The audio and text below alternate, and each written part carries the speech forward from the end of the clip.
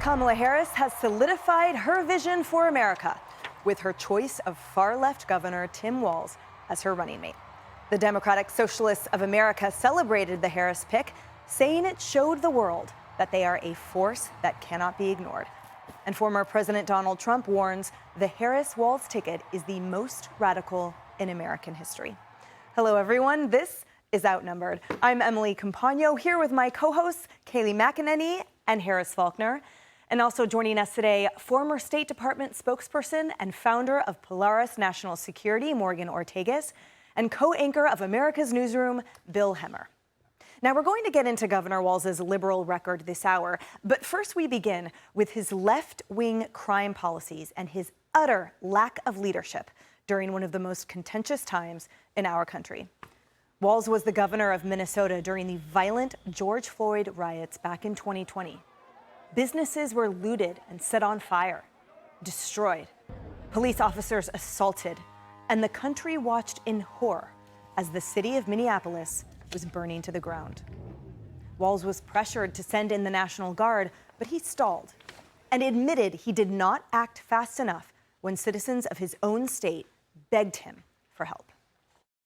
I got a call from a friend and a dedicated public servant. Senator Torres Ray called in her district, and it was on fire.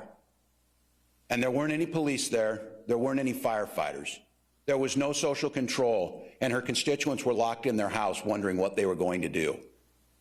That is an abject failure that cannot happen. If the issue is that the state should have moved faster, yeah, that is on me. Abject failure is right. Republican Vice President candidate J.D. Vance pointing out that Kamala Harris didn't take action during those riots either. And maybe that's why they're a match. When the police are not empowered to do their job, it is the most vulnerable people in our communities who suffer. We saw that, of course, in 2020 with the summer riots with our new vice presidential nominee on the Democratic side. Makes an interesting dynamic duo with Kamala Harris because as he was promoting rioters and looters burning down the city of Minneapolis, Kamala Harris was helping to bail the rioters and looters out of jail. A really vicious cycle if you're living in that community, a really vicious cycle if you own one of those businesses that was burned down, and of course a very vicious cycle if you're one of the poor kids who needs law and order, who needs common sense safety, but doesn't have access to it because our government so often refuses to do its job. And by our government, Harris, he means Governor Walz. And I want to point out something and get your thoughts on something in particular, which is that when he talks about the vulnerable communities there that were disproportionately affected and remain affected to this day, they are in fact disproportionately communities of color. And yet this ticket was somehow presented to us as somehow jettisoning us into the future, taking us light years ahead for those vulnerable people of color. And yet under their watch, they are who suffered most. So I was on air for, at that time, ABC in Minneapolis for many years.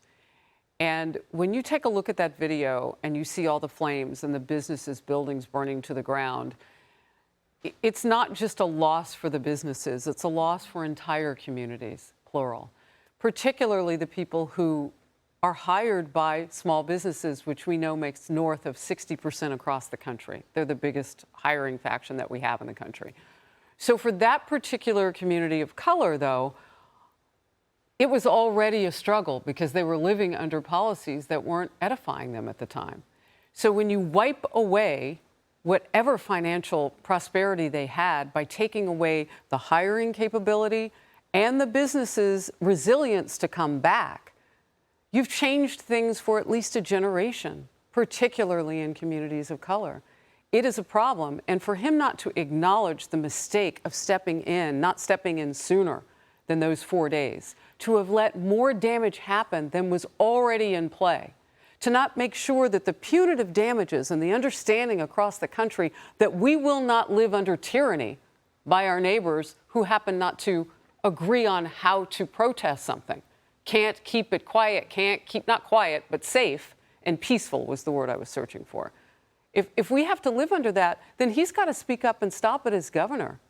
He's got to accept help from then President Trump for the National Guard to come in faster. Check the facts on it. He didn't do that. So he's disingenuous when he says he cares. It's all in the rearview mirror.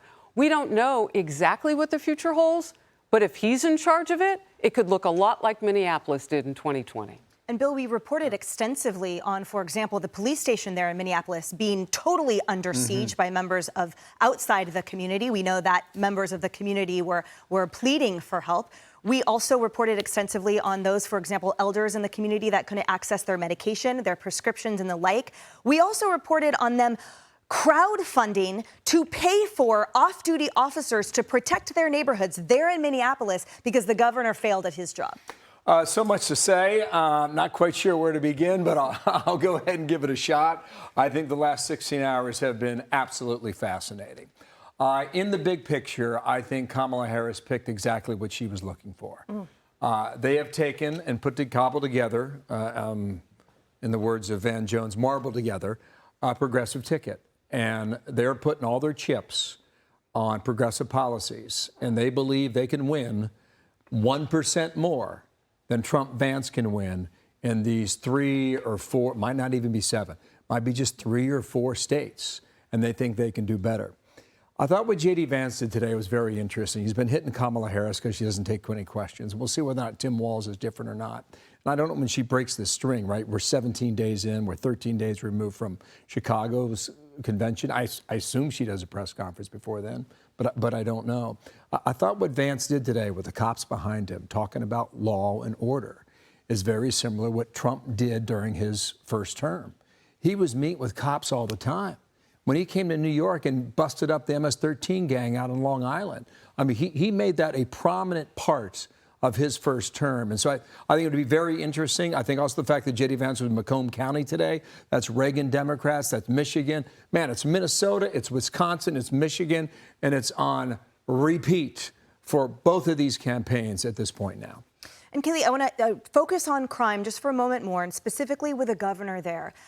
There were other allegations that surfaced, for example, that he gave unprecedented access to his adult daughter for law enforcement movements that put first responders at risk. We have, as we've discussed, the minute and also the writ large and generational impact on those communities of color and impoverished there under his state. And yet we are supposed to believe, through the few words they've shared so far, that they are somehow champions of the working Americans and those vulnerable communities. I do not buy it. I don't think anyone will. But my question to you is, will this work politically? Look, you know, let me just go back for a moment to the summer of 2020. I was in the White House with President Trump. It was a trying time for any leader. It was a testing period for any leader. I remember standing on Air Force One with him in his private office the first time he saw the George Floyd footage. I watched a leader. I watched someone who watched that moment and said, this is terrible. I want to bring the country together. You needed unity and you needed resolve. And he went on to NASA, and before he made his remarks before SpaceX launch, he talked in a very important, impactful way about the moment we were at. And then he exhibited leadership and called for law and order in the country. What did Tim Walz do? Tim Walz let the image on your screen, that burning, he let Minneapolis burn for days. He delayed in calling out the National Guard. I stood at the podium in June 29th of 2020 and talked about the failed governor of Minnesota, this man who did not exhibit leadership. Donald Trump wanted to morally heal our country, and then he wanted to instill law and order. And what he enabled was the second largest local unrest in American history, in modern American history. So much so you had 1,500 businesses burn, $500 million in property damage, and the police chief there said, never in my 30-year experience of multiple events of high-risk civil unrest that included mass looting, indiscriminate arson, and sounds of gunshot, direct violence of this nature. These events over the last 72 hours absolutely overwhelmed public safety. At a time when we have global unrest with Iran all around the world, you want the guy who enabled unrest in Minneapolis and in Minnesota? Why did Kamala make this pick? What a failure. That image should play in every Trump ad from now to November. So if Minnesota is the litmus test, Morgan, for crime especially and specifically right now, it is an abject failure.